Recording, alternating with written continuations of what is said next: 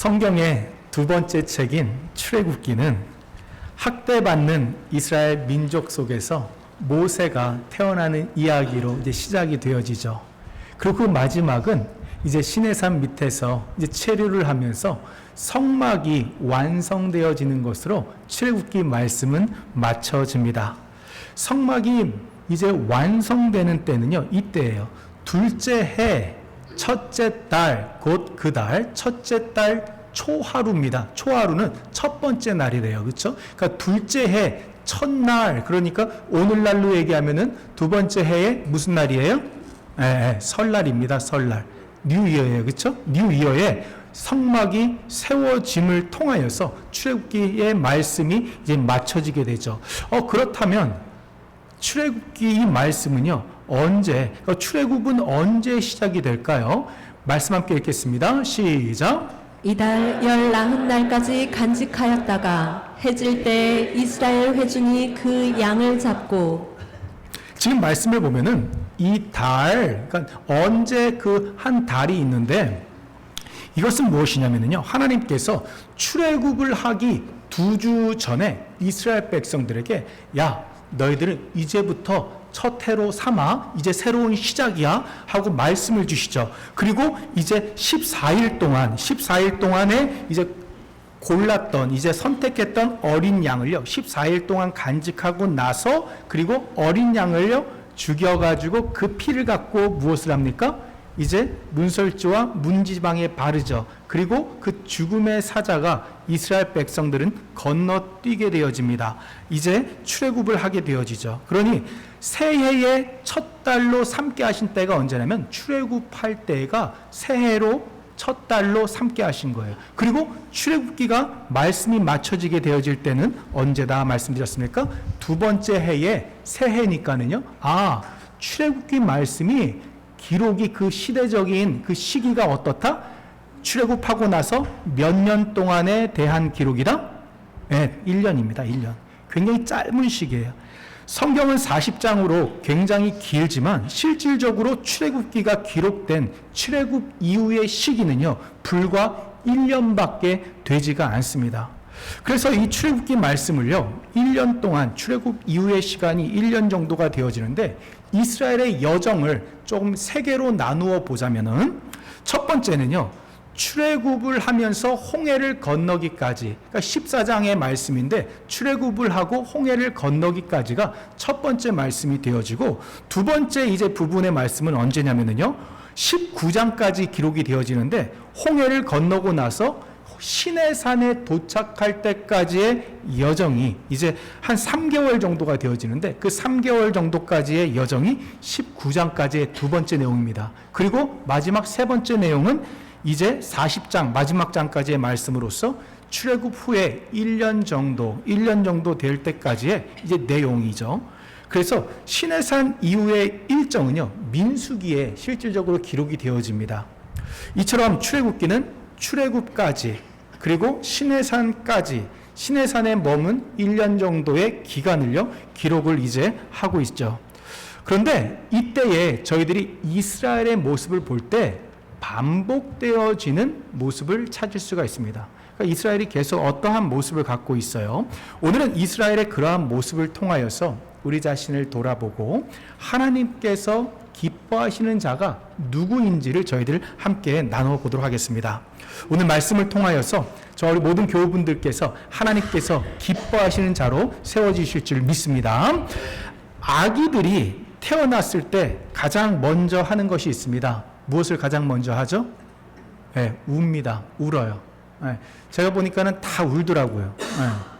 저는 기억이 안 나지만 저도 아마 울었을 것 같습니다. 아이들은 태어나서 응애하고 웁니다.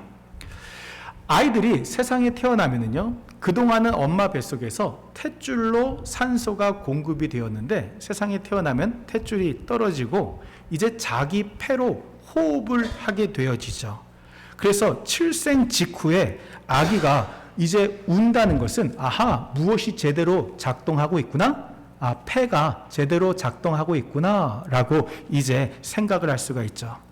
아기가 태어났는데 울지 않으면 어떻게 합니까? 이제 의료진들이 아기가 원활하게 호흡을 하고 있는가? 산소는 잘 공급이 되고 있는가? 이것을 확인을 하는 것이죠.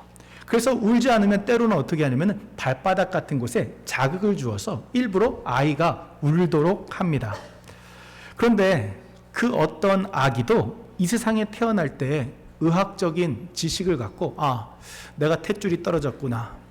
이제 탯줄로 산소가 공급되지 않으니까 내가 자가 호흡을 위해서 폐로 숨을 쉬어야 되겠다라고 생각을 하고 폐로 호흡을 하는 아기는 없습니다. 그렇죠? 아기는 왜 울까요?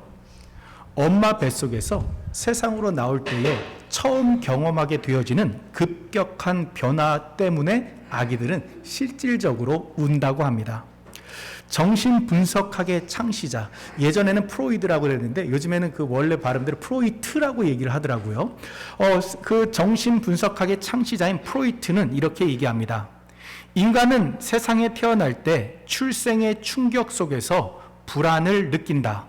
그래서 인간이 세상에서 가장 먼저 경험하는 것은 불안이다 라고 이야기를 합니다. 그러니까 어머니의 뱃속에서 아기가 나왔을 때에 그 어떠한 감정보다도 두려움을요 가장 먼저 느낀다는 이야기이죠. 그래서 이 프로이트의 제자 중에 오토 랑크라는 제자가 있는데요. 이 오토 랑크는요 인간이 세상에서 가장 먼저 가장 처음 경험하는 것이 충격 속에서의 두려움이다 라고 이야기를 합니다. 사실 이것을 이해하는 것은 그리 어렵지 않습니다. 9개월 동안 엄마 뱃속에서 탯줄로 이어져 있었는데 엄마와 딱 달라붙어 있었는데 세상으로 나오면서 그 탯줄이 끊어지게 되는 거예요. 어머니와 떨어지는 그 잠시지만 떨어지게 되어지는 시간 가운데 두려울 수밖에 없는 것이죠.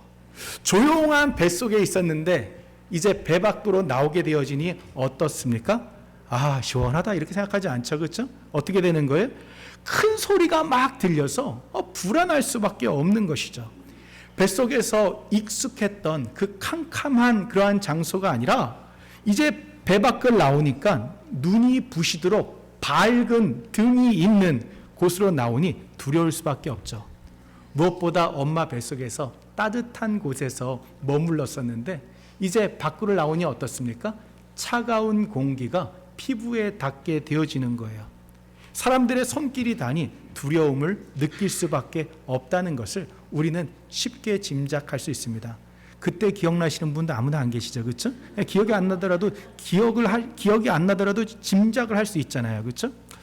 너무나 익숙했던 엄마 뱃속을 나온 이 아기는요, 세상에서 나와서 두려움을 가장 먼저 경험을 하게 되어지죠. 애굽에서 이스라엘 백성들은 430년을 이제 거주하지만 400년 동안 노예살이를 하게 됩니다. 그 긴 시간 동안 힘들고 고된 종살이를 하면서 세상에서 자유를 누리지 못합니다. 이집트 왕과 사람들이 시키는 일만 하면서 살았지 스스로 무엇을 하면서 앞날을 준비하면서 민족의 앞날을 계획하면서 살아보지 못했습니다. 이집트의 영토 한 부분에 거주하면서 배급을 통하여 받고 살며 자신들이 그 생명을 유지하고 살았습니다. 자신들이 개인적으로 토지를 소유하면서 땅을 개척하거나 개간하거나 그 주인으로 농사를 지었던 것이 아니죠. 평생 동안 수동적으로 주어지는 일을 하면서 고통 가운데 살았습니다.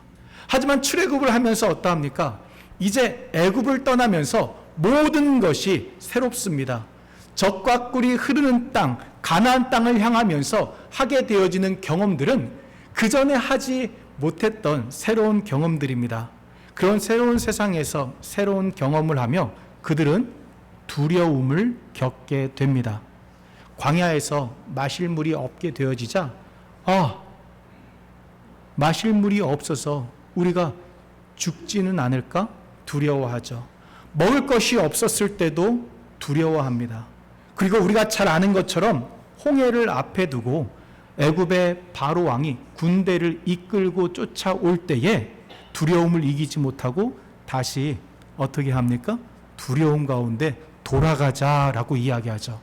하나님께서는 이 이스라엘 백성들의 두려움을요 너무나 잘 아셨습니다. 그래서 그들에게 어떻게 하시죠? 전에 모세의 일대기를 통해서 저희들 잠깐 나눴지만요, 가장 가까운 길, 북서쪽에 그 해안가를 따라서 가나안 땅으로 들어갈 수 있는 그 짧은 길을 놔두고요, 동남쪽에 홍해를 건너고 광야를 삥 둘러서 긴 기간을 가지며 그 여정을 하도록 하시죠. 그 이유가 무엇이었습니까?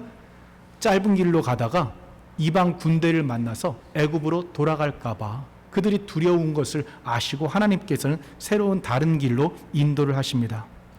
나중에 민수기에 기록되지만 가나안 땅 앞에서 정탐꾼들이 정탐을 마치고 돌아와서 가나안 족속의 그 장대함에 대해서 보고했을 때는 이스라엘 민족들은 자기 스스로가 메뚜기와 같음을 알고 어떻게 합니까? 두려움을 이기지 못하고 끝내 그들은 40년이라는 새로운 고난의 시간으로, 광야의 시기로 그들은 들어가게 되죠. 이러한 두려움은요, 우리가 세상에 태어날 때 가장 먼저 가장 경험하게 되는 두려움이지만 이 두려움은 그렇게 익숙해지지가 않는 것 같습니다. 새로운 일들을 경험하면서 새로운 두려움들을 느끼는데 이 두려움은 느낄 때마다 늘 두렵게 하죠. 우리를 두렵게 하는 이 두려움은 어떠한 능력이 있습니까? 저는 오늘 이 두려움에 대해서 특별히 두 가지의 그 능력을요 좀 보고자 하는데요. 첫 번째는 이것이죠. 함께 말씀 읽습니다. 시작. 바람을 보고 무서워 빠져가는지라 소리질러 이르되 주여 나를 구원하소서 하니. 무리를 걷던 베드로, 그는 바람을 보죠. 파도를 보았던 거예요. 그 파도를 보고 나서 두려움에 빠지니 그는 물속으로 빠져 물 안으로 들어가게 됩니다. 물 안으로 들어가게 되면은 사람은 어떻게 됩니까? 죽습니다. 두려움은 어떠한 능력을 갖고 있습니까? 두려움은 생명을 빼앗아가는 능력을 갖고 있습니다. 그래서 우리가 이 세상을 살아갈 때에 나를 두렵게 하는 일을 만난다면 내가 숨을 쉬고 있고 내가 생명을 갖고 있지만 내가 두려움을 내가 느끼고 있다면 사실상 그 생명을요 누리지 못합니다. 오히려 죽는 것이 더 낫겠다라는 그러한 생각 가운데에서 영원한 잘못된 선택을 하는 사람들 또한 있는 것을 우리는 압니다. 두려움은 어떠한 능력을 갖고 있다라는 거예요? 살아있지만 두려움은 생명을 빼앗아가는 능력을 가지고 옵니다. 또한 두려움은 어떠한 능력을 갖고 있습니까?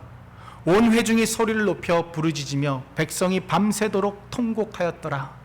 가데스바네아 땅에서 하나님께서 주신 가나안 땅을 앞에 두고 그들이 두려워하니 결국 밤새도록 통곡을 하게 하죠. 그래서 결국 그들은 무엇을 합니까? 한 걸음도 앞으로 나아가지 못합니다. 하나님을 신뢰하지 못하여 한 걸음도 앞으로 나아가지 못합니다. 하나님께서 약속하신 젖과 꿀이 흐르는 땅 그 앞을 코 앞에 두고도 그들은 끝내 통곡만을 할 뿐 그들의 발걸음을 가나안으로 뛰지 못합니다. 두려움은 어떠한 능력을 갖고 있습니까? 첫 번째는 생명을 빼앗아가는 능력을 갖고 있고요. 두 번째는 하나님을 신뢰함으로 앞으로 나아가야 되는데 앞으로 나아가지 못하게 하는 능력을 가지고 있습니다. 우리를 무기력하게 하죠. 맞습니다. 사탄은 왜 우리에게 두려움을 부어주겠습니까? 내 개인의 삶 가운데 여러 가지 문제로, 가정에, 또한 생업의 현장 가운데에서 우리에게 왜 두려움을 줍니까? 다른 이유가 아니죠. 하나님을 향한 신뢰를 끊어놓기 위하여서 우리를 두렵게 합니다.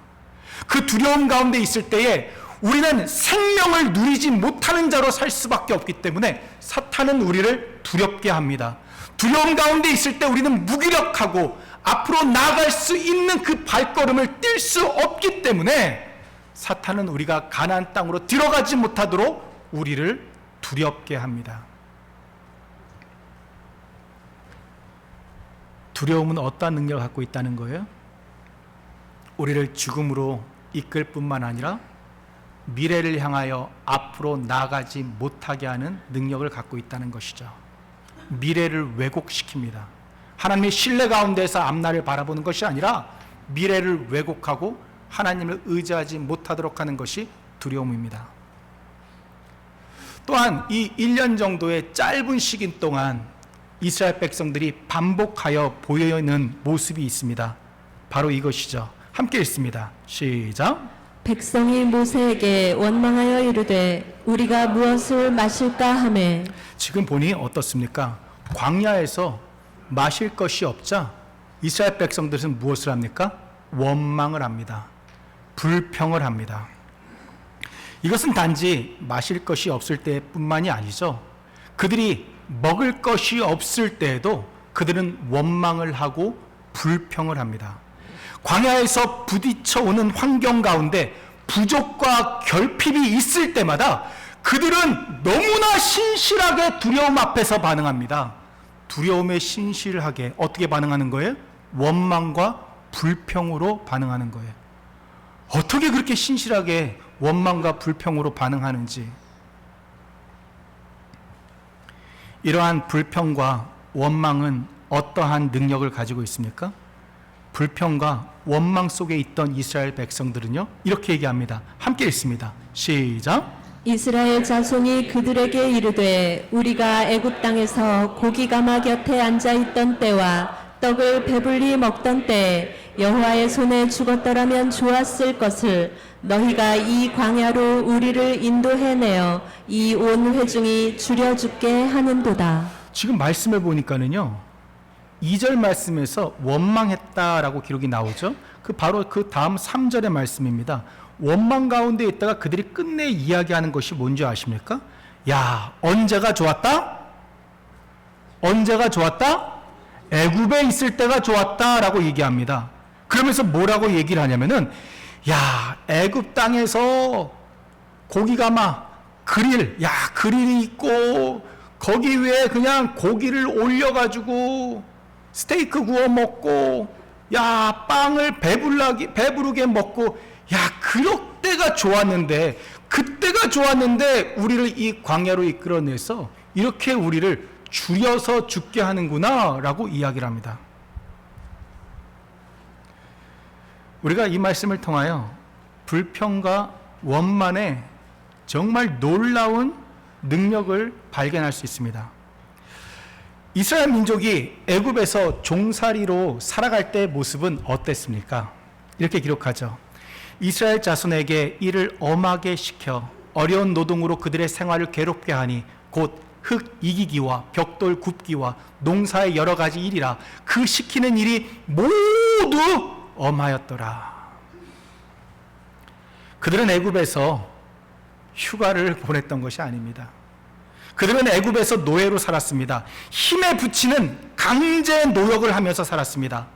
그리고 억압 속에 있었죠. 어떤 억압 것도 그들은 겪게 됩니까? 아들을 낳으면은 죽을 텐데, 죽임을 당할 텐데, 그러면서 그들은요, 억압 속에서 아들을 낳을 경우 잃게 되어지는 그 억압을 받으면서 비참하게 살았습니다.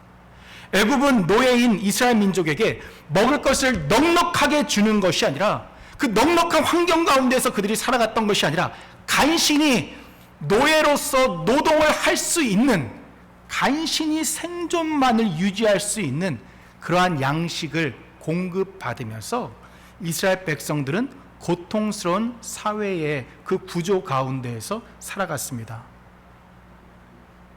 그래서 이스라엘 백성들이 끝내 무엇을 합니까? 하나님, 너무 힘듭니다, 너무 고됩니다 하면서 하나님께 부르짖고, 그 기도가 하나님께서 상달되어 응답을 주시는 것을 기록하고 있죠. 애굽에서의 삶은요, 하루도 더 살기 힘든 고통의 시간이었습니다. 보세요.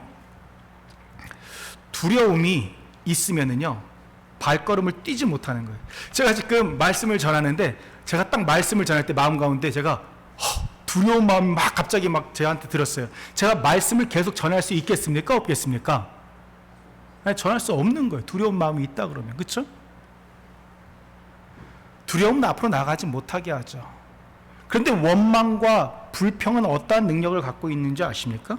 방금 저희들이 함께 말씀을 읽었던 것처럼 불평과 원망은 과거의 기억들을 왜곡시키는 능력을 가지고 있습니다.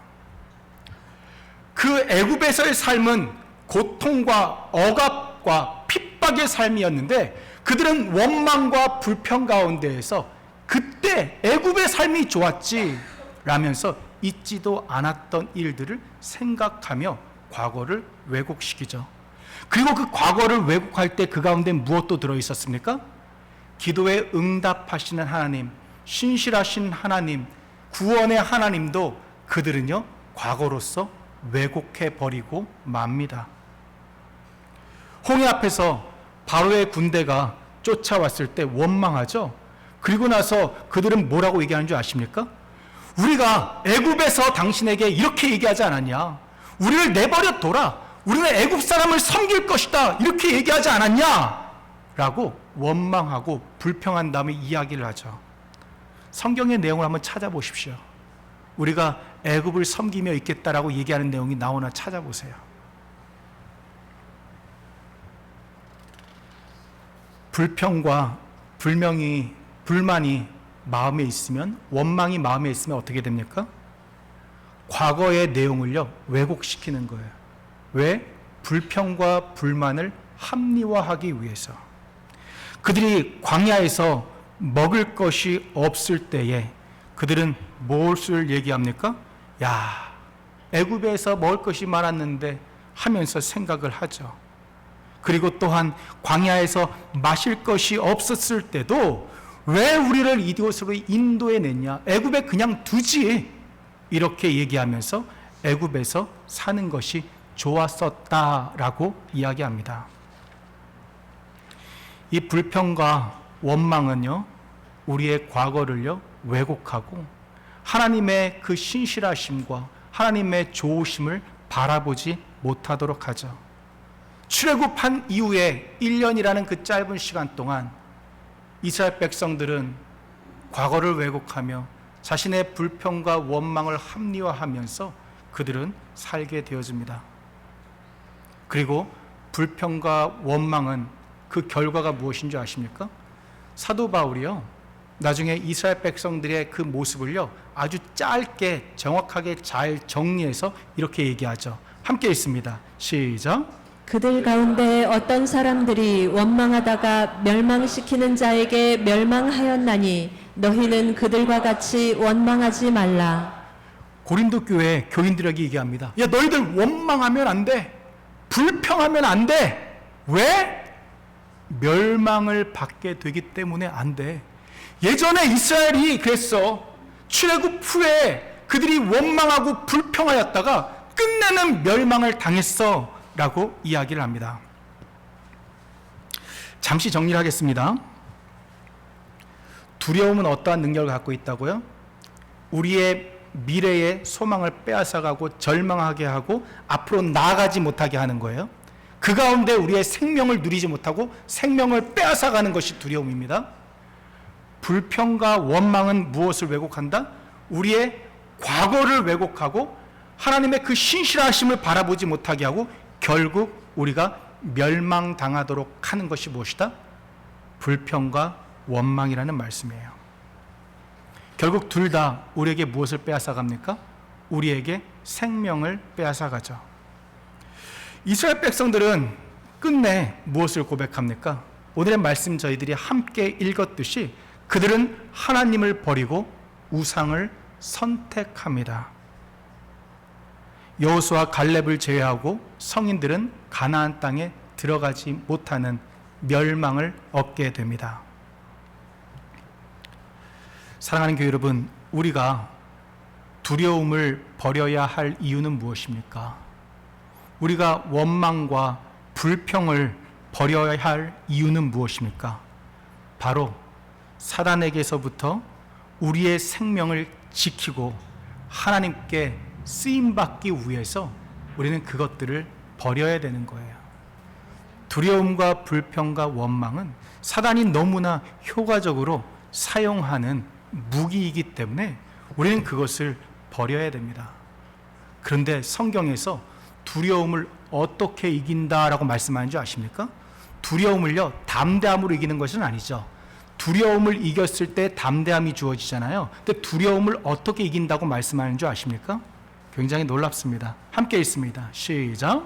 사랑 안에 두려움이 없고 온전한 사랑이 두려움을 내쫓나니 두려움에는 형벌이 있음이라. 두려워하는 자는 사랑 안에서 온전히 이루지 못하였느니라. 아멘. 제가 달라스에서 이제 유학 생활을 할 때에 전에 이제 중학교 때 미국 여행을 왔었을 때에 이 기억이 이렇게 깊이 남는 곳이 있었는데 그것이 이제 나야가라 폭포였어요. 나야가라 폭포가 너무 좋더라고요. 저는 왜 그렇게 물을 좋아하는지. 하여튼 나야가라 폭포가 참 좋아서 유학생활하면서 가족들이 한번 왔으면 좋겠다 해서 이제 그때 방학 때 이제 당시에는 애가 둘만이었습니다. 애가 둘만 있었는데 아이들하고 이제 가족이 같이 이제 동부로 여행을 와서 나야가라 폭포를 갔어요. 아마 대부분 다녀오셨겠지만 나야가라 폭포를 가보면은요 굉장히 밑에 이제 낭떠러지가 있으면서 물이 많은 이런 장소들이 곳곳에 있잖아요. 그렇죠? 참 위험한 장소입니다. 이렇게 쫙 보면은 그냥 간담이 좀 서늘하게 되는 그런 장소들이 많이 있어요. 그런데 그때 내가 둘이어가지고 이제 큰 애는 제가 안고 있었고 이제 둘째는 아내가 안고 있었습니다. 저희도 그런 때가 있었습니다. 그렇게 안고 있었는데 아이들이 엄마 아빠 품에 안겨 있으니까는요 어른이 봐도 간담이 서늘한 그러한 곳에서 아이들이요 무서웠을까요? 그렇지 않습니다. 사랑하는 엄마, 자신들을 사랑해주는 엄마 아빠 품에 있으니 그들은 어떻습니까? 두려움을 느끼는 것이 아니라 평안함을 느끼게 되어지는 거예요. 우리가 이 세상을 살아갈 때에 우리가 두려움을 어떻게 이길 수 있습니까? 다른 것이 아닙니다. 우리가 하나님의 사랑을 붙잡았을 때에 우리는 두려움을 이길 수 있다고 성경은 우리에게 말씀하십니다. 사랑하는 교회 여러분, 하나님의 사랑을 붙잡고 살아가시기를 축원드립니다. 나를 두렵게 하는, 이 세상에서 나를 두렵게 하고 무서움 가운데 공포 가운데서 있게 하는 문제들을 만날 때에 우리가 반드시 무엇을 바라봐야 되는 거예요? 하나님의 사랑을 우리가 바라봐야 되는 거예요. 하나님의 사랑 가운데 있었을 때에 그 사랑이 두려움을 내쫓는다고 말씀하십니다. 두려움을 내쫓는 것은 다른 것이 아니에요. 하나님의 사랑입니다. 우리 가운데에 내가 이길 수 없을 것 같은, 헤쳐나갈 수 없을 것 같은 혹시 그러한 문제를 내가 만났습니까? 하나님께서요 우리를 사랑하시잖아요. 요한복음에 기록된 것처럼 끝까지 사랑하시는 분이 주님이시잖아요. 그 주님의 사랑을 붙잡았을 때 어떻게 됩니까? 그 두려움이 사라지게 되어지는 거예요. 이처럼 두려움은요 사랑으로 이길 수 있습니다. 또한 원망과 불평은 어떻게 이기게 되는 줄 아십니까? 원망하고 불평하는 그런 상황들이 있잖아요. 그런 상황들을 어떻게 이길 수 있을까요? 우리 함께 읽습니다. 시작. 모든 것을 참으며 모든 것을 믿으며 모든 것을 바라며 모든 것을 견디느니라. 아멘. 우리가 어떠한 상황 가운데에서도 원망하거나 불평하지 않고 참고 믿고 바라고 견딜 수 있는 것, 무엇으로 되는 것이다? 고린도전서 13장이 무슨 장입니까? 사랑장이죠. 아하, 우리가 불평하기 쉬운 그런 상황을 만났을 때, 원망하고 싶은 어떤 그런 존재가 있었을 때, 우리가 어떻게 우리가 참고 견딜 수 있구나? 무엇으로? 사랑으로. 사랑으로 원망과 불평을 이겨낼 수 있다는 거예요. 깨달아지십니까 이게? 말씀 보면 이렇게 기록되어 있죠. 그리스도 예수 안에서는 할례나 무할례나 효력이 없으되 사랑으로서 역사하는 믿음뿐이니라. 보세요. 믿음은 무엇으로 증명이 된다는 거예요? 사랑으로서 역사하는 믿음. 믿음은 무엇으로 역사한다? 사랑으로서 역사한다는 거예요. 하나님께서 이스라엘 백성들이 출애굽을 하고 가나안 땅으로 가는 여정 가운데 하나님께서 훈련을 허락하시죠. 연단을 허락하시죠. 그들이 어떻게 자라가기 위해서? 어디 안에서 자라가기 위해서? 사랑 안에서 자라가기 위해서 훈련을 시키시는 거예요.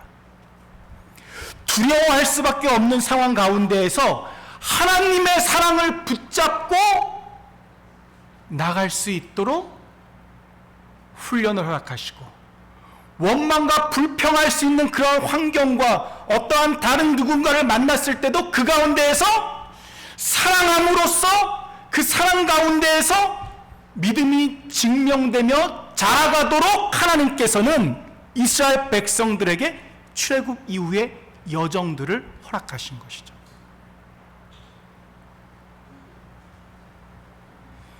결국 믿음은 무엇으로 증명이 된다? 사랑으로 증명이 된다는 거예요. 하나님을 사랑하고 내 이웃을 사랑하는 것으로 믿음은 증명이 되죠. 하나님 사랑과 이웃 사랑이 율법에서 말씀하시는 거잖아요. 그래서 예수님께서 나는 율법을 폐하러 온 것이 아니라 내가 율법을 완성하러 왔다. 내가 너희에게 새 계명을 주노니 그 새 계명은 무엇이다? 사랑이다 라고 말씀하시죠.